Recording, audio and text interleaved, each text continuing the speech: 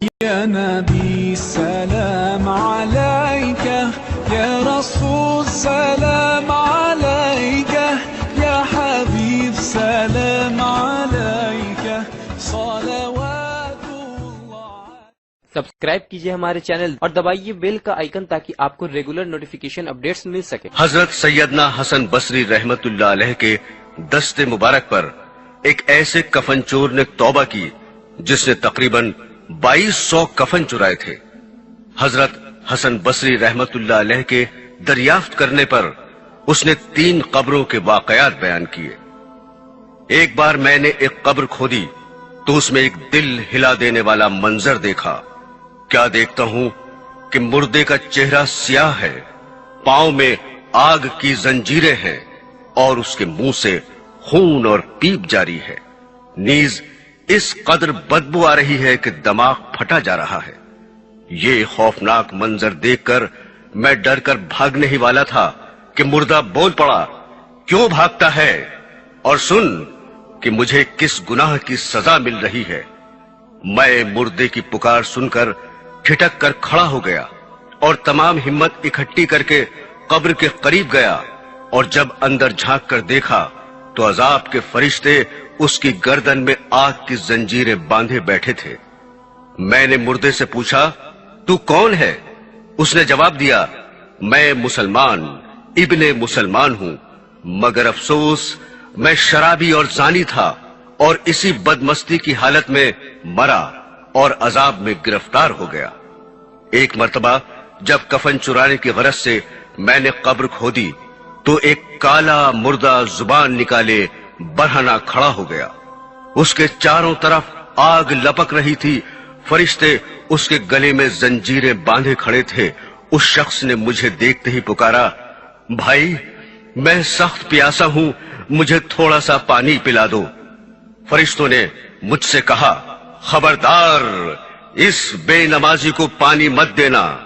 پھر میں نے ہمت کر کے اس مردے سے پوچھا، تو کون تھا اور تیرا جرم کیا ہے؟ اس نے جواب دیا، میں مسلمان تھا مگر افسوس میں نے اللہ تعالی کی بہت نافرمانیاں کی ہیں اور میری طرح بہت سے لوگ عذاب میں گرفتار ہیں. میرے دینی بھائیوں، دیکھا آپ نے، بے نمازی، شرابی، زانی اور اللہ تعالی کی نافرمانی کرنے والے کس قدر خوفناک عذاب میں مبتلا دیکھے گئے. یاد رکھیے، عذاب قبر حق ہے. عذاب قبر دراصل عذاب برزخی کو کہتے ہیں. حضرات، ناحق فیصلہ کرنا بھی عذاب قبر ہے. لیجئے ایک اندھے کفن چور کا عبرتناک واقعہ سنیے. ابو اسحاق ابراہیم بن عبداللہ طالبی رحمت اللہ علیہ کا بیان ہے کہ ہمارے یہاں ایک اندھا کفن چور تھا. وہ بھیک مانگتا تھا اور بھیک مانگتے ہوئے وہ کہا کرتا تھا کہ کوئی شخص مجھے کچھ دے تاکہ میں اسے انوکھی خبر سناؤں، اور کوئی شخص مجھے زیادہ دے تاکہ میں اسے انوکھی چیز دکھاؤں. ایک دن وہ بھیک مانگتا ہوا آیا، لوگوں نے اس کو دیا، میں بھی وہاں موجود تھا. بھیک پا کر اس نے انوکھی چیز دکھانے کے لیے اپنی آنکھوں سے کپڑا ہٹایا. میں نے دیکھا کہ اس کی دونوں آنکھیں غائب تھیں اور آنکھوں کے حلقے کا سوراخ آگے سے پیچھے تک آر پار تھا. دونوں سوراخ ایسے تھے جیسے 2 ٹکلیاں لگی ہوں، اور سامنے سے اس کی گدی کے پیچھے کی چیزیں صاف نظر آ رہی تھیں. پھر اس نے کہا کہ اب میں تم کو انوکھی خبر سناتا ہوں.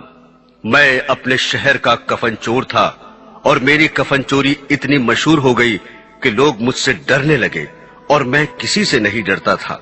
میرے شہر کا قاضی بیمار ہو گیا اور اس کی بیماری سے بچنے کی کوئی امید نہ رہی تو اس نے مجھے بلایا اور کہا، میں اپنی قبر میں بے عزتی 100 اشرفیوں کے عوض میں تجھ سے خریدتا ہوں.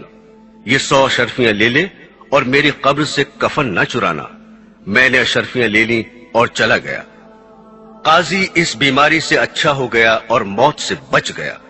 پھر وہ قاضی کچھ عرصے کے بعد بیمار پڑ گیا اور آخر کار مر گیا. لوگوں نے اس کو دفن کر دیا.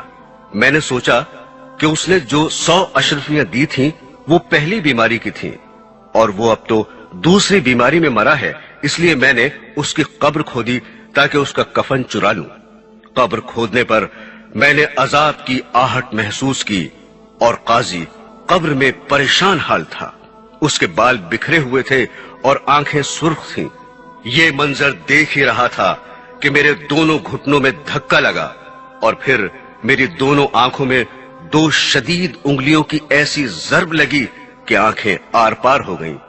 جیسا کہ تم لوگ دیکھ رہے ہو، جب میری آنکھوں پر ضرب لگی اس وقت ایک آواز آئی، کوئی کہنے والا مجھ سے کہہ رہا تھا، اے اللہ کے دشمن، کیا تو اللہ تعالیٰ کے اسرار کا سراغ لگانا چاہتا ہے؟